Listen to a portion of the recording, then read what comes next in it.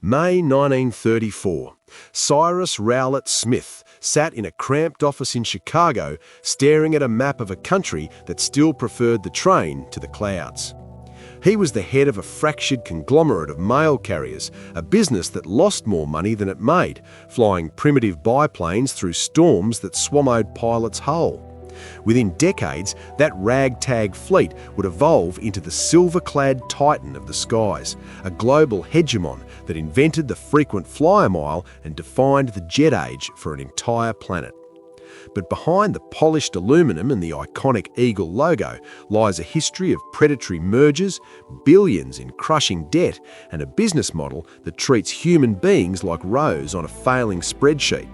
We gave them our loyalty, our taxes and our trust, only to watch them prioritise stock buybacks while the very wings of the company began to fray. This is the story of how the world's largest airline became its most fragile empire.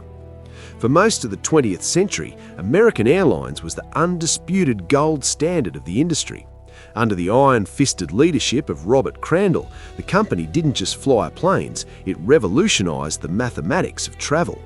In the early 1980s, American invented the A Advantage program, the first modern frequent flyer scheme. It was a stroke of genius that turned passenger loyalty into a form of currency, effectively turning the airline into a shadow bank. They built the Sabre reservation system, a digital nervous system that gave them total control over global travel pricing before the internet even existed. They were the aggressors, the innovators, the titans who forced everyone else to play by their rules. But the industry shifted and American failed to shift with it. The 1978 Airline Deregulation Act had unchained the markets, turning air travel from a luxury service into a brutal commodity business. Suddenly, the legacy carriers were fighting nimble, low-cost upstarts that didn't have the massive pension liabilities or the unionised labour costs of the old guard. While Delta and United found ways to pivot toward high-end international travel and premium services, American stayed locked in a cycle of defensive expansion. The turning point came in November 2011. American Airlines filed for Chapter 11 bankruptcy. It was a humiliating collapse for the carrier that had once dominated the skies. But even in failure, the corporate machine found a way to metastasize. Through a 2013 merger with US Airways, a new leadership team led by Doug Parker took the helm. The pitch to investors was simple. By combining forces, the new American would have the scale to crush competition and generate consistent profits. They promised a new era of stability. The reality was far darker. Instead of using the post-merger years to pay down debt or invest in a superior product, American's management went on a spending spree that would make a gambler blush. Between 2014 and 2020, the company spent over $12 billion on stock buybacks, artificially inflating their share price to please Wall Street, while their balance sheet became a ticking bomb. When the 2020 pandemic hit and the global aviation industry ground to a halt, American didn't have a rainy day fund. They had a mountain of debt and an empty treasury. They had hollowed themselves out from the inside. Today, American Airlines sits on a staggering debt load of approximately $40 billion. That is more debt than any other major airline in history. Every time you buy a ticket, a massive portion of that fare isn't going toward your fuel, your pilot's salary, or your bag of pretzels.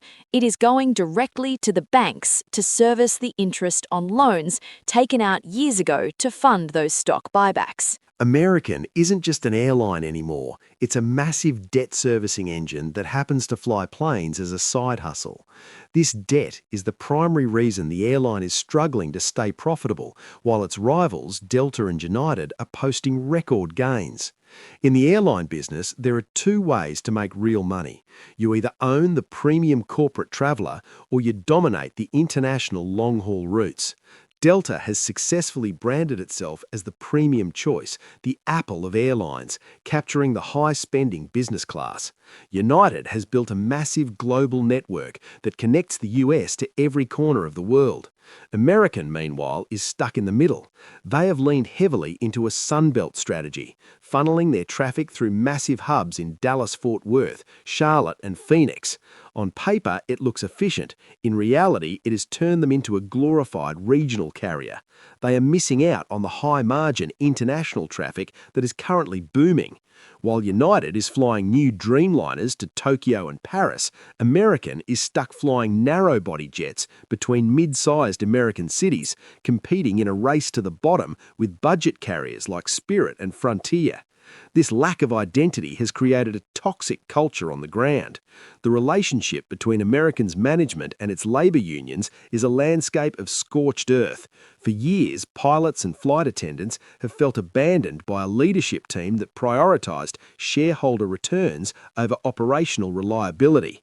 In the summer of 2023, the airline was forced to agree to a massive new contract for its pilots, increasing pay by over 40% to match industry standards.